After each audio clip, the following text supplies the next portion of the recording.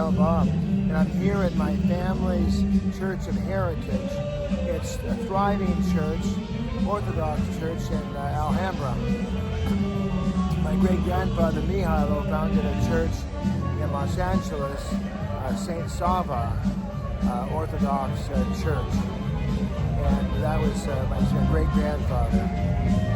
Well, I was sitting here today and looking around at people that I've known all my life, people who are older than I am. I know that's hard to believe, but...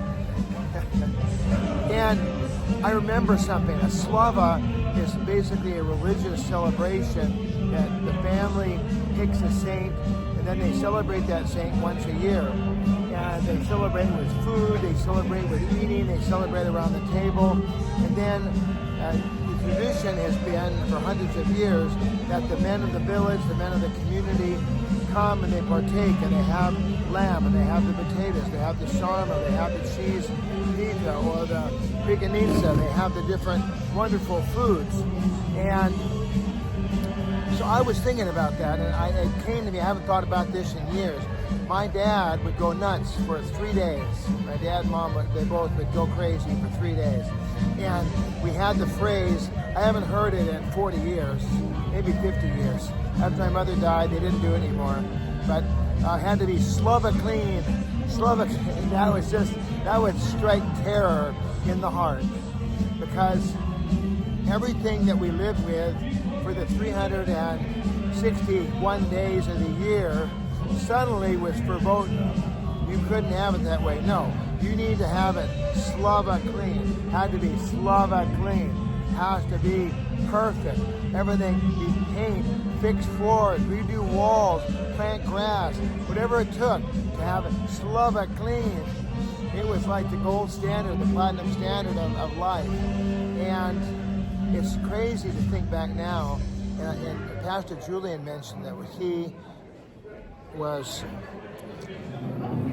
young, he had a similar experience with his family, where the family dynamic in the house was way different than the family dynamic out of the house, and how that was sort of a challenge because everyone on the outside thought, and of course, if people came to our house once a year to see the Slava clean house, it looked beautiful, it was amazing. But then the other 361 days of the year, who knew? Life, living it in the realm of the Spirit, doesn't have to be like that. We don't have to have these swings, We can live every day in the Spirit. We can live every day in relationship to God the Father. And we don't have to go crazy. We don't have to shut down everything. Okay, Jesus, one more minute. I'm almost ready for you, Jesus. No, living life in the presence of God means that He sees us all the time, 24/7. He sees our heartache, He sees our joys, He sees everything. By the way, if you are a person who needs or wants to have fellowship, then get to church early and then stay late. Hang out, be with people. And I think that if you're unable to do that, if you're just a pop in, pop out, in and out, like it's good for In-N-Out Burger. You're in, you're out, speedy service with McDonald's. Let's go. The whole idea is you don't know who's behind the counter. You don't know who's in the store. You don't know who's behind you or in front of you. You're simply go. That's no way to build a relationship. To have a relationship, you have to have time. You have to take the time, whether before the service. You can't do it during the service because the old man is preaching or the old woman is preaching, or maybe the young woman, the young man. Somebody's talking, and we don't talk when they're talking. So if you have an answer to that, connection groups and like that, but I find that if you can get, I talked about this about maybe, many months ago, if you can get to church early and go around and talk to people, just fellowship and say, hey, how are you? Good to see you. You've been here before? Hey, where are you from? And kind of get in connection with people. To me, that's just fantastic. Of course, check with your membership committee. Check with your staff. You don't want to step anybody's toes. No, that's the greeting committee. You weren't elected. Well, it's a great day today. I'm having a good time. I wanted to stop talking about that Slavic claim and that we don't have to do that. We can have our lives just level and flat. And God knows that we're struggling.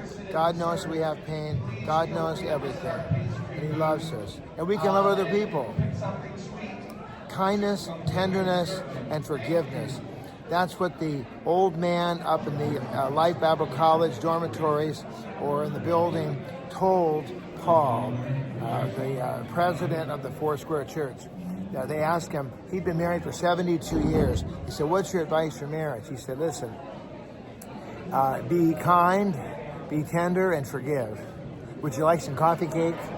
And they were like, no, we want a theological treaties. We want to have seminars. We want to have weeks and weeks of things that are happening.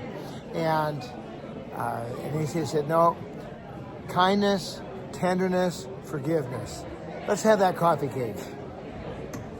I loved it. I heard that this morning. I was like, yes, that's the way to a good relationship. Kindness, tenderness, forgiveness. Let's do it, huh? I love you.